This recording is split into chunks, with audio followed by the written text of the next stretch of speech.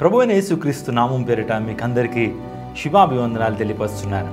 ఈ ప్రత్యేకమైన సమయంలో మీకు వాక్య పరిచర్య చేయడానికి దేవుడు నాకు అనుగ్రహించినటువంటి మహత్ భాగ్యాన్ని బట్టి దేవునిలో ఎంతగానో సంతోషిస్తున్నాను, దేవుణ్ణి స్తుతిస్తున్నాను. యేసే నిరీక్షణ అనేటువంటి ఈ యొక్క ఆధ్యాత్మిక టీవీ కార్యక్రమాన్ని మీరందరూ చూస్తూ వాక్యంలో ఉన్నటువంటి అనేకమైన మర్మాలు తెలుసుకుంటూ వాక్యంలో మీరందరూ ఎదుగుతున్నందుకు నేను దేవునిలో ఎంతగానో సంతోషిస్తున్నాను.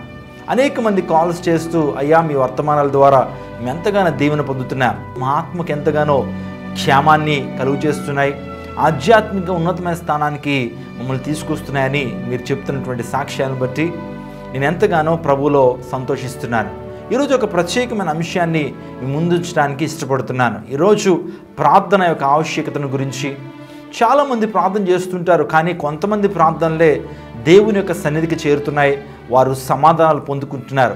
ఎందుకు మనము దేవుని యొద్ద నుంచి ప్రార్థనకు జవాబును పొందుకోలేకపోతున్నాం? What are the hindrances for not getting answers for the prayer? దేవుని నుంచి సమాధానాలు పొందుకోలేకపోవడానికి కారణాలు ఏంటో ఈరోజు కొన్ని ప్రాముఖ్యమైన విషయాలు మీతో పంచుకోవడానికి ఇష్టపడుతున్నాను. ముందు ప్రార్థన గురించి కొన్ని ప్రాముఖ్యమైన విషయాలు మనం తెలుసుకుని తర్వాత ఆ అంశానికి మనందరూ కూడా వెళ్దాం. బైబిల్ గ్రంథంలో ప్రార్థన గురించి ఉన్న అంశాలు చాలా వివరంగా మనం బైబిల్ గ్రంథంలో చూస్తూ ఉంటాం. ప్రార్థనే విశ్వాసికి ఊపిరని, ప్రార్థనే మన యొక్క జీవితంలో గొప్ప కార్యాలు జరిగిస్తుందని, మనకు శక్తినిచ్చేదని, ప్రార్థన పరిస్థితులను మారుస్తుందని మనం చాలా విషయాల్లో, చాలా సందర్భాల్లో, చాలా ప్రసంగాల్లో మనం విన్నాం. బైబిల్ గ్రంథంలో 221 ప్రార్థనలు ఉన్నట్లుగా నేను గమనించగలిగాను. 176 ప్రార్థనలు పాత నిబంధనల్లోనూ, ఆ తర్వాత 45 ప్రార్థనలు క్రొత్త నిబంధనలు ఉన్నట్లుగా నేను గమనించడం జరిగింది.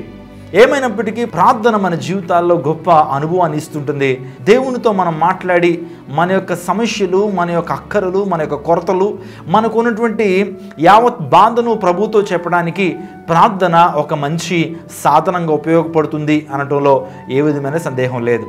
ప్రార్థన అంటే మన యొక్క అక్కరలు, మన యొక్క కొరతలు, మన యొక్క అవసరాలు, మన యొక్క ఆశ దేవునికి తెలియచేసి దేవుని యొక్క చిత్తం కొరకు కనిపెట్టడమే ప్రార్థన అని మనము అభివర్ణించుకోవచ్చు. ప్రార్థన అనేటువంటి మాటకు చాలా అర్థాలు ఉన్నాయి. విన్నవించుకొనుట, మొర్రపెట్టుట, యాచించుట, అడుగుట అనేటువంటి ఆ మాటలు ప్రార్థనకు అర్థంగా మనకు కనబడుతున్నాయి. ఒక భక్తుడు ఈ విధంగా అన్నాడు ప్రార్థన గురించి, భూలోకంలోని మానవుడు పరలోకం రాజ్యంలో ఉన్నటువంటి గంటను మోగించగలిగేటువంటి తాడునే ప్రార్థన అన్నారు. జాగ్రత్తగా అర్థం చేసుకోవాలి. పరలోక రాజ్యంలో ఒక గంట ఉంది, పరలోక రాజ్యంలో ఒక బెల్ ఉంది. ఆ బెల్కి ఒక త్రాడు కట్టబడింది. ఆ త్రాడు ఎక్కడికి వేయబడింది అంటే భూలోకంలోకి వేయబడింది. ఒక మనిషి ప్రార్థన ద్వారా మాత్రమే పరలోక రాజ్యంలో ఉన్నటువంటి ఆ గంటను మ్రోగించగలడు. ఆ గంట ఎప్పుడైతే మోగించబడుతుందో దేవుడు రెస్పాండ్ అయ్యి ప్రార్థన విని మన జీవితాల్లో ప్రార్థనకు జవాబును ఇచ్చేటువంటి వాడు. చాలా అంశాలు ప్రార్థన గురించి మనం వింటున్నాం. పరలోక రాజ్యం యొక్క ధనాగారాన్ని తెరిచేటువంటి తాళపు చెవి ప్రార్థన, ఆశీర్వాదానికి ఉనికి పట్టు ప్రార్థన, ప్రార్థనయే జీవము, ప్రార్థనయే ఊపిరి అని మనం ఖచ్చితంగా చెప్పుకోవాలి. చాలా అంశాలు. ఒక విశ్వాసికి ప్రార్థనా జీవితం చాలా ప్రాముఖ్యమైనది. సాతానుడు ఈ లోకంలో ఎవరికి భయపడతాడో? పాటలు పాడేటువంటి వారికి భయపడతాడా? ప్రసంగాలు చేసేటువంటి వారికి భయపడతాడా? సాక్ష్యాలు చెప్పేటువంటి వారికి, మందిరంలో పరిచర్యలు చేసేటువంటి వారికి భయపడతాడంటే కానే కాదు. మోకాళ్ళు వేసేటువంటి ప్రార్థన పరుడికి సాతాను భయపడతాడు. ప్రార్థనే మన జీవితాల్లో ఊపిరి. ప్రార్థన లేకుండా మనం ఏమీ సాధించలేం. అపోస్తలుడైన పౌలు ఎఫెసీయులకు రాసిన పత్రిక 6వ అధ్యాయం 18వ వచనంలో ఒక విషయాన్ని మనకు జ్ఞాపకం చేస్తున్నాడు.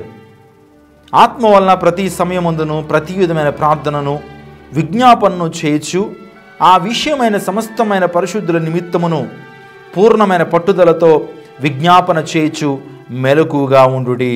అపోస్తలుడైన పౌలు ఎఫెసీ సంఘానికి రాస్తూ ప్రతి విషయంలో కూడా మీరు ప్రార్థించండి, మీరు మెలకుగా ఉండండి అని అపోస్తలుడైన పౌలు ఎఫెసీ సంఘానికి హెచ్చరిస్తున్నాడు. ఎందుకంటే మనం పోరాడుంది శరీరులతో కాదు. ఈ లోకంలో మనకు శత్రువులు ఉన్నారు. ఆ శత్రువు మన శరీరము, లోకము, అపవాది మనకు శత్రువుగా ఉన్నప్పుడు వాటిని ఎదిరించాలి అంటే మనకు శక్తి కావాలి. ఆ శక్తి కేవలం ప్రార్థన చేయటం ద్వారా మాత్రమే మనం పొందుకుంటాం. అపోస్తలుడైన పౌలు సువార్త పరిచర్యలో చాలా ముమ్మరంగా ఆయన తిరుగుతున్నాడు. అనేక మందికి క్రీస్తు ప్రభు యొక్క దైవత్వము, అనేక మందికి సత్యాన్ని వెల్లడిస్తూ అనేక ప్రాంతాల్లో చాలా బిజీగా ఉన్నప్పటికీ అపోస్తలుడైన పౌలులో ఉన్నటువంటి గొప్ప అంశం ఏంటంటే ప్రార్థనలో పట్టుదల కలిగి ఉన్నాడు. ప్రార్థన చేయటంలో మెలకువ కలిగి ఉన్నాడు. ఆయన చెప్తూ అంటాడు, పరిశుద్ధాత్మ ప్రేరణ ద్వారా సంఘానికి హెచ్చరిస్తూ, మనం పోరాడు శరీరులతో కాదు. ఎఫెసీయులకు రాసిన పత్రిక 6వ అధ్యాయము 12వ వచనం, మనం పోరాడు శరీరులతో కాదు కానీ ప్రధానులతోనూ అధికారులతోనూ ప్రస్తుత అంధకార సంబంధులకు లోకనాథులతోనూ ఆకాశమందున్న దురాత్మల సమూహములతోనూ పోరాడుచున్నాము. ఈ పోరాటంలో విజయాన్ని పొందాలంటే, ఈ పోరాటంలో జయకేతనాన్ని ఎగురవేయాలంటే ప్రార్థనే ప్రాముఖ్యం అని అపోస్తలుడైన పౌలు తెలియజేశాడు. ఒక విషయాన్ని మీకు జ్ఞాపకం చేయాలని ఇష్టపడుతున్నాను. కష్టకాలంలో ప్రార్థించు, లేకపోతే విశ్వాసాన్ని కోల్పోతావు. అభివృద్ధిలో ప్రార్థించు, లేకపోతే గర్విష్ఠుడు అయిపోతావు. ఆపదలో ప్రార్థించు, లేకపోతే అవిశ్వాసమే సందేహంతో దేవుడిని విడిచిపెట్టేటువంటి పరిస్థితులు వచ్చేస్తుంటాయి. ఈరోజు మన అంశము ప్రార్థనకు ప్రతిఫలం పొందకపోవడానికి కారణాలేంటి, ప్రార్థనకు జవాబులు రాకపోవడానికి కారణాలేంటి, అవరోధాలేంటి అనే అంశం గురించి మనం ఈరోజు మాట్లాడుకోబోతున్నాం. కొన్ని శ్రేష్టమైన విషయాలు బైబిల్ గ్రంథంలో మనం ధ్యానిద్దాం. 66వ కీర్తన 18వ చరణాన్ని ఒకసారి చదువుదాం. మీ హృదయంలో పాపము లక్ష్యము చేసిన ఎడల ప్రభువు మీ మనవి వినకపోవును. నిజమేనండి, మనం పాపంని మన యొక్క హృదయంలో పెట్టుకుంటూ పాపాన్ని చేస్తూ పాపాన్ని ఆలోచిస్తూ ఏనాడు కూడా దేవునికి దగ్గరగా మనం చేరలేం. దేవునికి ఈ లోకంలో ఇష్టం కానిది పాపమే. ఆనాడు ఆదాము అవ్వలు చేసినటువంటి ఆ తప్పిదమే దేవుని నుంచి వేరు చేసింది. ఈరోజు పాపము దేవునికి ఇష్టము కానిటువంటి కార్యం. నువ్వు ప్రార్థన చేస్తున్నప్పుడు నీలో ఉన్నటువంటి పాపాన్ని కడిగి వేసుకోకపోతే నీ ప్రార్థన దేవుని సన్నిధికి వెళ్ళదు. పాపము మన జీవితాల్లో ఉంటున్నంతసేపు దేవుని యొక్క చిత్తాన్ని మనం గ్రహించలేం. చాలామంది అనొచ్చు, మరి ఒక పాపి కూడా ప్రార్థన చేస్తుంటాడు, క్షమాపణ కోసం ప్రార్థన చేస్తుంటాడు, అప్పుడు ఆ ప్రార్థన దేవుని సన్నిధికి వెళ్ళదా అని అడుగుతూ ఉంటారు. ఒక విషయాన్ని మీకు జ్ఞాపకం చేస్తాను. ఒక వ్యక్తి పాప క్షమాపణ నిమిత్తం రక్షించబొట్టుకు చేసేటువంటి ప్రార్థన తప్ప మిగతా ఏ ప్రార్థనలు పాపంతో ఆ వ్యక్తి నింపబడినప్పుడు ఆ ప్రార్థనలు దేవుని సన్నిధికి వెళ్ళవు అనేటువంటి వాస్తవాన్ని గమనించండి. బైబిల్ గ్రంథం సూటిగా చెప్తుంది, నీలో పాపము లక్ష్యము చేసిన ఎడల ప్రభువు నీ మనవి ఆలకింపకపోవును. ఈరోజు నీ ప్రార్థనకు జవాబు రావట్లేదా? నీ ప్రార్థనకు దేవుని నుంచి ఏ విధమైనటువంటి ప్రతిస్పందన, ఏ విధమైనటువంటి జవాబు రావట్లేదు నువ్వు అనుకుంటూ నీలో ఉన్నటువంటి చిన్న చిన్న దోషాలు, చిన్న చిన్న తప్పిదాలు, పాపాన్ని విడిచిపెట్టి ప్రభు సన్నిధిలో నీ యొక్క అవసరాలు ప్రభుతో చెప్పినప్పుడు దేవుడు నీ ప్రార్థన అంగీకరిస్తాడు. ఈ రోజున చాలామంది ప్రార్థన చేస్తుంటారు, అదేవిధంగా వారి జీవితాల్లో పాపాన్ని ప్రేమిస్తుంటారు. చూడండి, బైబిల్ గ్రంథంలో అపోస్తలుడైన పౌలు 3 వ్యక్తిత్వాల గురించి ఆయన మాట్లాడాడు. 3 గుంపుల గురించి ఆయన మాట్లాడాడు. ఒకటి ఏంటంటే ఆత్మానుసారుల గురించి ఆయన మాట్లాడాడు. ఆత్మానుసారులు ఆత్మ విషయములందు మనసు ఉంచుతారు. దేవుని గురించినటువంటి ఆలోచన వారి జీవితాల్లో ఉంటుందని అపోస్తలుడైన పౌలు మాట్లాడాడు. రెండవదిగా ప్రకృతి సంబంధులు, వారు లోకంలో ఉన్నటువంటి వారు, దేవుని చిత్తాన్ని చేయనటువంటి వారు పూర్తిగా లోకంలో ఉన్నటువంటి వారిని ప్రకృతి సంబంధులు ఉన్నారు. శరీర సంబంధులు అంటే ఎవరంటే అటు దేవుల్లో ఉంటారు, ఇటు లోకంలో కూడా ఉంటారు. 2 మనస్తత్వాన్ని కలిగి ఉంటారు. వారినే దిమనస్కులు అని మనం పిలవచ్చు. చూడండి, 2 పడవల మీద ఒక వ్యక్తి కాలు వేస్తే జరిగేటువంటి కార్యం ఏంటి? కొంతసేపు 2 పడవల మీద నిలబడినట్లు కనిపిస్తాడు, కానీ ఎప్పుడైతే ఆ 2 పడవలు ప్రయాణం అవుతున్నప్పుడు కాసేపటికి 2 పడవల మధ్య మునిగిపోతాడు. ఈరోజు శరీర సంబంధులు ఎవరైనా ఆలోచన చేస్తే వారు వేషధారులు. అపోస్తలుడైన పౌలు లవోదికీయ సంఘానికి ఉత్తరం రాస్తూ, మీరు వెచ్చగానూ ఉండండి, చల్లగానూ ఉండండి, కానీ నులివెచ్చగా మాత్రం ఉండొద్దు. అలా ఉంటే కనుక మీ మీద ఉమ్ము వేయబడుతుంది అనేటువంటి వాస్తవాన్ని తెలియజేశాడు.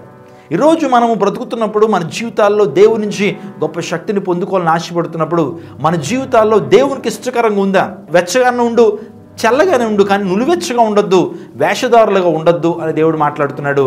యేసుక్రీస్తు ప్రభు వారు ఈ లోకంలో శాస్త్రులు, పరిచయులు, సద్దూకయ్యులతో మాట్లాడాడు.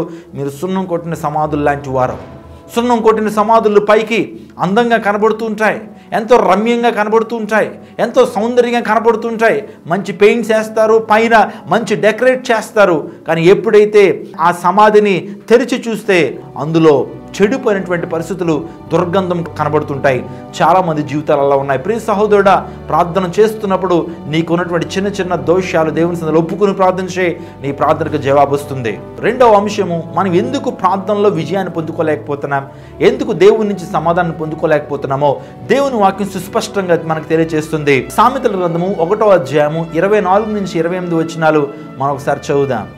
నేను పిలువగా మీరు వినకపోతిరి, నేను చేయి చాపగా ఎవరినూ లక్ష్య పెట్టకపోయిరి.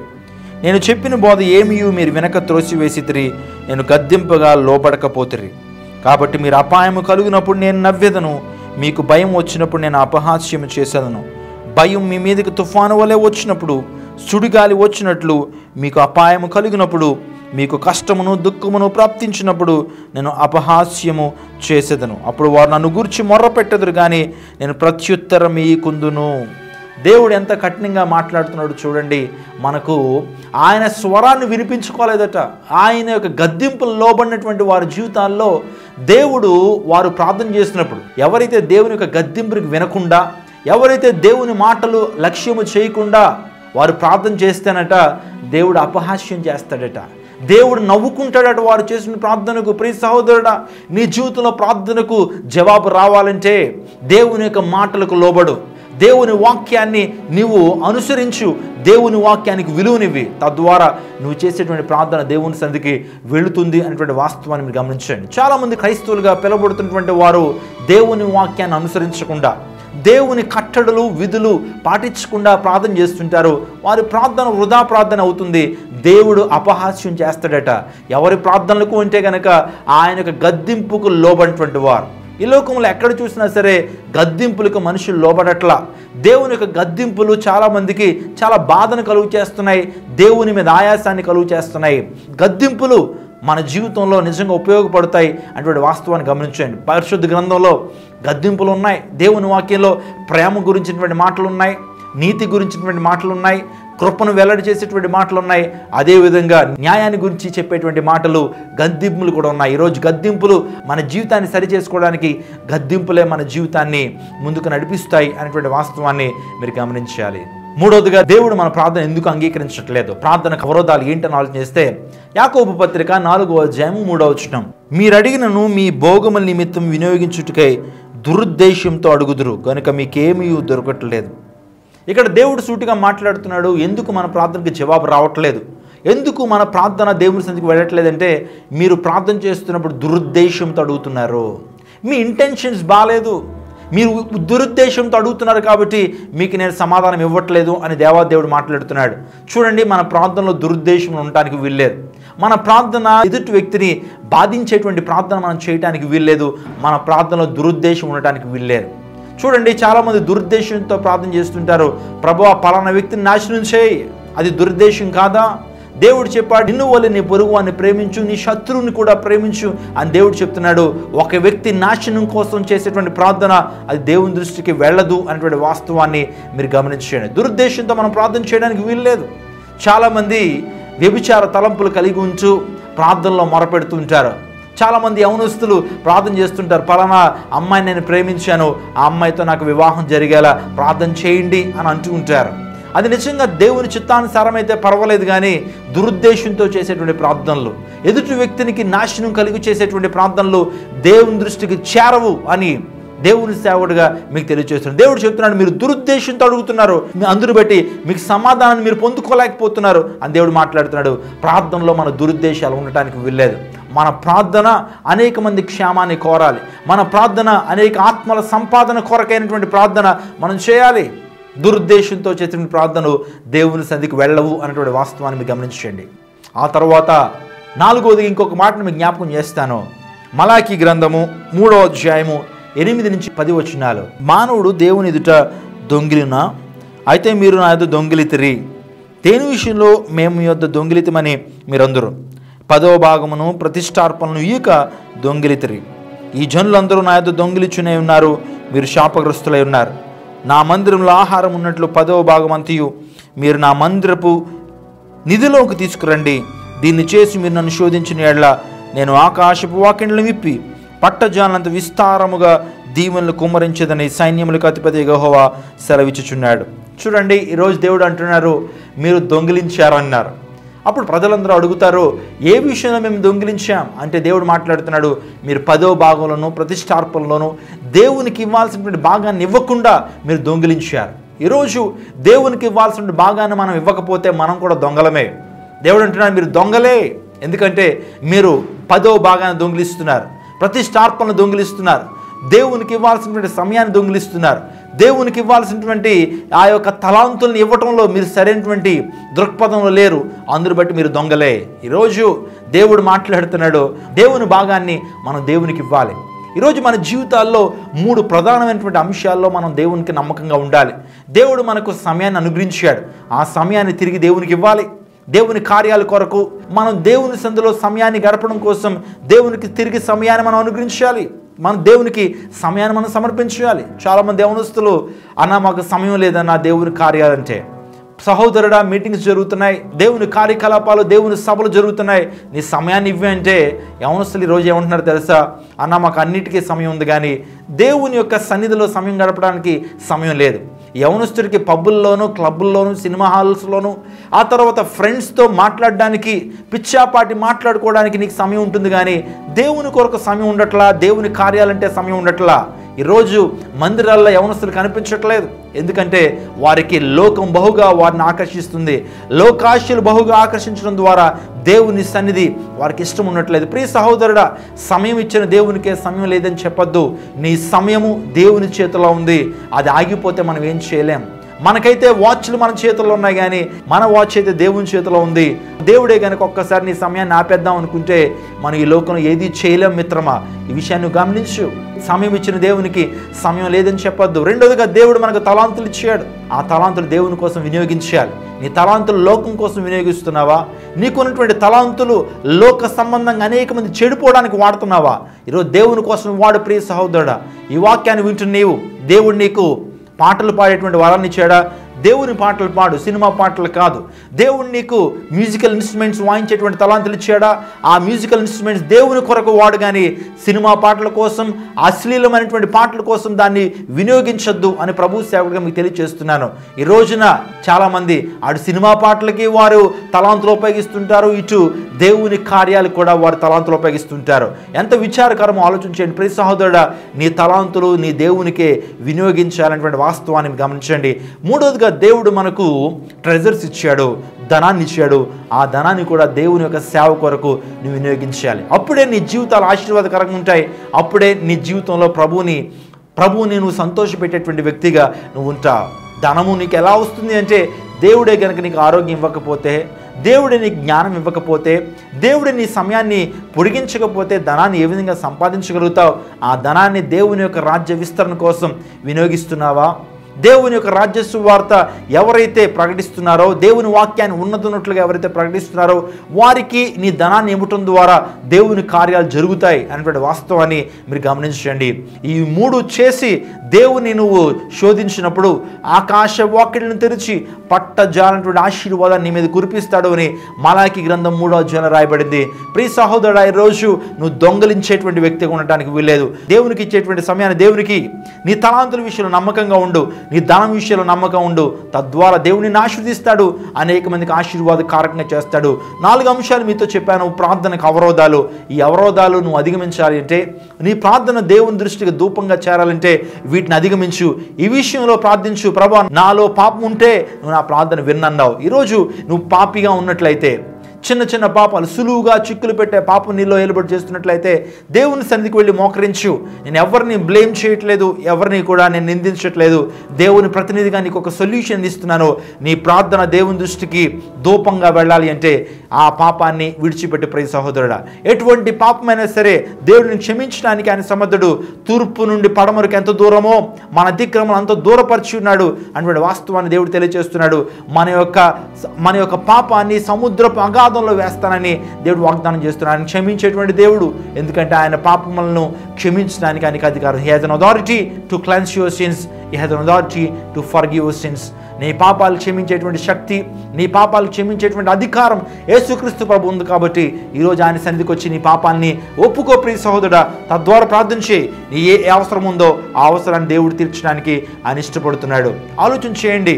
1 సంవత్సరం క్రితం ఒక ప్రియ సహోదరి నాకు కాల్ చేసి అయ్యగారు నా కోసం ప్రార్థించేయండి, నేను తిరుపతి నుంచి మీకు కాల్ చేస్తున్నాను, మీ కార్యక్రమాల ద్వారా దీవెన పొందుతున్నాను, ఎన్నో విషయాలు నేను తెలుసుకుంటున్నాను, దేవునికి దగ్గరగా చేరడానికి మీ కార్యక్రమాలు ఎంతగానో ఉపయోగపడుతున్నాయి అని చెప్పుకుంటూ ఒక సమస్య చెప్పాలని ఆశపడుతున్నాను అంది.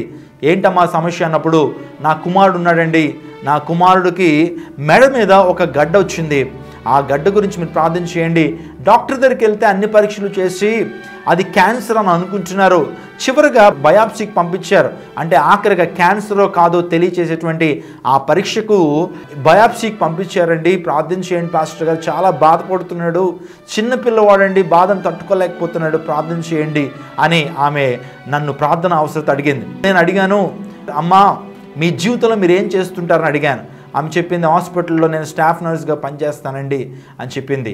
చెప్పిన తర్వాత పరిశుద్ధాత్మ దేవుడు ఒక ప్రశ్న నన్ను అడగమని ప్రేరేపిస్తున్నాడు. అదేంటంటే, అమ్మా నీ జీవిత కాలంలో నువ్వు ఉద్యోగం చేస్తున్నప్పుడు కానీ నీ యొక్క కెరీర్ లైఫ్లో ఎప్పుడైనా ఎవరికైనా అబార్షన్ చేయించావా అని అడిగినప్పుడు ఆ మంది కన్నీళ్ళు పెట్టుకుంటూ, నేను 8 అబార్షన్లు ఇప్పటి వరకు చేయించానండి, డబ్బు కోసం నేను చేయించాను అనంది. వెంటనే దేవుని సేవకుడిగా చెప్పాను, అమ్మా నువ్వు వెంటనే ఒక ఉపవాస దినాన్ని ప్రకటించి ఆ విషయం కోసం దేవుని సన్నిధిలో ప్రార్థించు, నీ దోషము పరిహరించులాగున, నీ దోషము పోవులాగున దేవుని సన్నిధిలో ప్రార్థించమ్మా, నీ కుమారుని దేవుడు స్వస్థపరుస్తాడేమో అని చెప్పాను. ఆమె వెంటనే ఒక దినాన్ని ప్రతిష్ఠించుకుని ఆమె చేసినటువంటి నేరాన్ని, ఆమె చేసినటువంటి తప్పిదాన్ని దేవుని సన్నిధిలో ఒప్పుకోవడం ప్రారంభించింది. ఆ దోష శిక్షను ఆ కుమారుడి మీద పడకుండా ఆమె దేవుని సన్నిధిలో ప్రార్థించి ఆ పాపాన్ని ఒప్పుకున్నప్పుడు నిజంగా జరిగినటువంటి అద్భుతాన్ని నేను చెప్తాను. 98% క్యాన్సర్గా అనుకున్నటువంటి ఆ క్యాన్సర్ వెంటనే బయాప్సీ రిపోర్ట్ పంపించినప్పుడు రిపోర్ట్ వచ్చింది, క్యాన్సర్ లేదు అని వారు తెలియజేశారు. మీ జీవితంలో ఒక అద్భుతాన్ని నువ్వు పొందుకోలేకపోతున్నావా? నీ జీవితంలో దేవుని నుంచి ఒక సమస్యకు పరిష్కారం నువ్వు పొందుకోలేకపోతున్నావా? ఒక్కసారి ఆలోచించి ఆ పాపం ఏదైతే ఉందో దేవుని సన్నిధిలో ఒప్పుకో ప్రియ సహోదరుడా. దేవుని ప్రతినిధిగా చెప్తున్నాను, నీ జీవితంలో ఖచ్చితంగా అద్భుతాన్ని చూస్తావు. నీ జీవితంలో ఖచ్చితంగా దేవుని యొక్క కార్యాలు నువ్వు చూస్తావు. ప్రార్థనకు అవరోధాల గురించి మనం ధ్యానించాం. ఈరోజు ప్రియ సహోదరుడా, ప్రార్థన నీ జీవితాన్ని ఒక గొప్ప మలుపు తిప్పేటువంటిది. ప్రార్థన నీ జీవితంలో గొప్ప అద్భుతాన్ని చేసేటువంటి గొప్ప సాధనం. పరలోక రాజ్యమైనటువంటి ఆ గంటను మోగించగలిగినటువంటి కెపాసిటీ ప్రార్థనకు ఉంది. ప్రియ సహోదరుడు, ఈరోజు ప్రార్థన ద్వారా సమస్తం కూడా సాధ్యమే అటువంటి వాస్తవాన్ని గమనించండి. జార్జ్ ముల్లర్ అటువంటి దేవుని సేవకుడు అనాథ శరణాలయాన్ని కలిగి ఉన్నాడు. అనాథ పిల్లలను పోషిస్తుంటే ప్రతిదీ కూడా దేవుని మీద ఆధారపడేటువంటి వాడైన, ప్రతిరోజు భోజనం కోసం దేవుని మీద ఆధారపడి జీవించేటువంటి వాడు, ప్రార్థనే ధ్యేయంగా ముందుకు నడుస్తున్నాడు. గంటల తరబడి మోకాళ్ళ మీద ప్రార్థించేవాడు ఆ దేవుని సేవకుడు. ఒకసారి తన యొక్క అనాథ శరణంలో ఆహారం లేదు. పిల్లలందరూ కూడా స్కూల్కి వెళ్ళి మధ్యాహ్నం రాగానే అందరూ కూడా ప్లేట్స్ పట్టుకుని కూర్చుంటారు. కూర్చున్న తర్వాత ప్రార్థన చేస్తారు. వెంటనే ప్రతిరోజు జరిగేటువంటి కార్యం, ఆ ప్లేట్స్లో ఆహారం పడుతుంది. ఆ రోజు ఆ యొక్క హాస్టల్ వార్డెన్ వచ్చి జార్జ్ ముల్లర్ గారితో, ఈరోజు ఆహారం లేదండి, పిల్లలు ఆల్రెడీ స్కూల్ నుంచి వచ్చేసారు, ఇప్పుడు ఏం చేయమంటారు? వాళ్ళు ఎంతో ఆకలిగా ఉన్నారు, ఈరోజు వారు ఆహారం కోసం ఎదురు చూస్తున్నారు, ఏం చేయమంటారు అని అంటే, ప్రార్థన చేద్దాం అన్నాడట. దేవుడే ఆహారాన్ని పంపిస్తాడు. విశ్వాసంతో ఎప్పుడైతే చెప్పగానే జరిగిన అద్భుతం ఏంటో తెలుసా? వెంటనే వారు ప్రార్థన చేసి ఆహారం కోసం ఎదురు చూస్తున్నప్పుడు ఆ అనాథ శరణాలయం గేట్ దగ్గర ఒక లారీ వచ్చి ఆగిందట. ఆ డ్రైవర్ అంటున్నాడు, జార్జ్ ముల్లర్ గారు ఆర్ఫనైజ్ ఇదేనా అడిగినప్పుడు వారు చెప్పారు, ఇదేనండి. ఏంటంటే ఈ యొక్క సిటీలో, ఈ యొక్క నగరంలో ఒక గొప్ప ధనవంతుడి యొక్క వివాహం జరుగుతుంది. ఆ వివాహం జరుగుతున్నప్పుడు సడన్గా పెళ్లి కొడుకు యొక్క తండ్రి చనిపోయాడండి. ఇప్పుడు అంతా కూడా అప్సెట్ అయిపోయింది, వివాహం ఆగిపోయింది. అనేక మంది గెస్టుల కోసం, అనేక మంది మనుషుల కోసం ఆహారాన్ని సిద్ధపరిచారు. ఇప్పుడు ఏం చేయాలో తెలియలేదు, అందరూ కూడా వెళ్ళిపోయారు, ఆహారం అంతా మిగిలిపోయింది. ఎవరు అన్నారట, జార్జ్ ముల్లర్ గారి యొక్క అనాథ శరణాలయం ఉంది, అక్కడ పంపించేసేయండి, అక్కడ పిల్లలు ఉంటారు, తింటారంటే మేము తీసుకొచ్చామండి, తీసుకుంటారా అని అనగానే దేవుని సేవకు కళ్ళ నిండా కూడా నీళ్ళు వచ్చినాయి. ప్రభువా, ఎంత నమ్మదగినటువంటి దేవుడు ప్రభువా, ప్రార్థన చేస్తే ఇంత త్వరగా నువ్వు ఆన్సరిస్తావా అని ఆయన ఎంతగానో సంతోషించాడు. ఆ వార్డుని ఆశ్చర్యపడ్డాడట ఆయన విశ్వాసాన్ని బట్టి. ప్రియ సహోదరుడా, విశ్వాసంతో దేవుని కార్యాలు చూస్తావు, విశ్వాసంతో దేవుని అడుగు, ప్రభువా నా జీవితంలో గొప్ప కార్యాలు జరిగించు, నా జీవితంలో నా సమస్యకు పరిష్కారం ఇవి. ఈ కార్యక్రమాన్ని చాలామంది చూస్తున్నారు. ఈరోజు నీ జీవితంలో ఒక అద్భుతం కోసం నువ్వు వేచి ఉంటున్నావు. దేవుని ప్రతినిధిగా నీ జీవితంలో అద్భుతాన్ని చేయడానికి ఆయన సమర్థుడు. ఈరోజు విశ్వాసంతో దేవుని అడుగు, దేవుడు కార్యాలు జరిగిస్తాడు. వివాహం అవ్వట్లేదా, దేవుని సందులో ప్రార్థించు, సరైనటువంటి జీవిత భాగస్వామి దేవుడిని అనుగ్రహిస్తాడు. వేదనలతో ఉన్నావా, దేవుని వేదన తుడిచివేస్తాడు. కన్నీటితో ఉన్నావా, నీ కన్నీటిని నాట్యంగా దేవుడు మారుస్తాడు. నీ జీవితంలో ఒంటరితనంతో విసిగి వేసారిపోయేవా, దేవుడు నీ జీవితంలో ఆయన నీకు మంచి సహవాసాన్ని దేవుడు నీకు ఇవ్వగలుగుతాడు. రోగాలతో, వేదనలతో, సమస్యలతో ఉన్నావా, నీ సమస్యను దేవుడు తీర్చగలడు. ప్రార్థించే, మెలకుగుండి ప్రార్థించే, పట్టుదలతో ప్రార్థించే, నీ జీవితంలో గొప్ప అద్భుతాన్ని చూస్తావు. ప్రియ సహోదరుడా, తల్ల వంచండి, మీకోసం ప్రత్యేకంగా ప్రార్థన చేయడానికి ఇష్టపడుతున్నాను. దేవునికి అభిషేకం మీ మీదకి వచ్చేలాగా ప్రత్యేకంగా ప్రార్థన చేయడానికి ఇష్టపడిన తల్ల వంచండి, ప్రార్థన చేద్దాం. పరిశుద్ధుడా, ప్రేమాస్వరూపి నీకు వందనాలు. ఈరోజు ప్రార్థన గురించి కొన్ని శ్రేష్టమైన విషయాలు మాతో మాట్లాడేందుకు వేలాది వందనాలు. అనేక మంది కార్యక్రమాన్ని చూస్తున్నప్పుడు వారిలో ఓ మంచి మేలుకొలుపును, గొప్ప మేలుకొలుపును వారికి అనుగ్రహించి వేడుకొచ్చున్నాను. ప్రార్థనకు అవరోధాలు ఏంటో మీరు మాతో మాట్లాడారు. నీ వాక్యం ద్వారా సూటిగా తేటగా మీరు మాతో మాట్లాడినందుకు వేలాది వందనాలు. నా ఈ కార్యక్రమాన్ని చూస్తున్నటువంటి వారి జీవితాల్లో అద్భుతం కోసం వేచిన వారి జీవితాల్లో నాయన ఇప్పుడే గొప్ప అద్భుతాన్ని మీరు జరిగించుకుని వేడుకొంచున్నారు. Lord, I request you to pour out your spirit upon your people right now in Jesus name, Lord. ప్రభువా, ఇప్పుడే నీ నామం పేట గొప్ప అద్భుతాన్ని, గొప్ప విడుదలను నేను ప్రకటింపజేస్తున్నాను. అనారోగ్యంతో ఉండేవారిని స్వస్థపరచండి, ఆర్థిక సంబంధమైన ఇబ్బంది నుంచి మీరు విడుదల చేయండి. వివాహం కాకుండా ఒంటరితనంగా ఉన్నటువంటి వారి జీవితాల్లో శాఖాంగులు సంసారాలుగా చేస్తాను వాగ్దానం చేశారు. ఆ వాగ్దానం స్థిరపరచండి, అద్భుతాలు జరిగించండి. ఈ కార్యక్రమాన్ని స్పాన్సర్ చేసిన నీ ప్రియులను కూడా ప్రత్యేకంగా దీవించండి. ఈ యొక్క కార్యక్రమాన్ని మీరు దీవించి అనేక మంది దీవెనకరంగా మీరు ఉంచమని వేడుకుంటూ యేసు నామం పేట అడిగి వేడుకొంచున్నాం తండ్రి, ఆమేన్. విజయవాడ గుంటూరు వాసులకు శుభవార్త. ఈ నెల 17, 18 తారీఖుల్లో ఏసే నిరీక్షణ వారు సమర్పించు కడవరి ఉజ్జీవం అనేటువంటి మహాసభలు రైల్వే ఇన్స్టిట్యూట్ నందు జరుగుతున్నాయి. మిమ్మల్ని అందరినీ ప్రేమపూర్వకంగా ఆహ్వానిస్తున్నాం. దురాత్మ శక్తులతో పీడించబడుతున్నారా? వాక్యం ద్వారా మీ జీవితాన్ని సరి చేసుకోవాలని ఆశపడుతున్నారా? వాక్యంలో ఉన్నటువంటి మర్మాలను తెలుసుకోవాలని ఆశపడుతున్నారా? మీకు స్వస్థత కావాలా? విజయం కోసం ఆరాటపడుతున్నారా? ఎవరితో చెప్పుకోవాలని సమస్యలా? అయితే రండి, ఈ సభలు మీకోసమే. దేవుడు ఖచ్చితంగా మీ జీవితంలో తన అభిషేకాన్ని మీకు అనుగ్రహించి మీ సమస్య నుంచి విడుదల చేస్తారు. ఈ సభల్లో ప్రత్యేకంగా అద్భుతమైనటువంటి గాన పరిచర్య, కొరియోగ్రఫీ, స్కిట్స్, తెరపై దృశ్యాలు చూపిస్తూ వాక్య ప్రబోధన చేయబడుతుంది. రండి, మీతో పాటు మీ బంధువుల్ని, స్నేహితులను కూడా తీసుకురండి. వారు కూడా దేవుని శక్తిని అనుభవిస్తారు. మనందరం కలిపి దేవుణ్ణి ఆరాధిద్దాం, దేవుని శక్తిని అనుభవిద్దాం. రండి, మీ దుఃఖ దినములు సమాప్తములగును.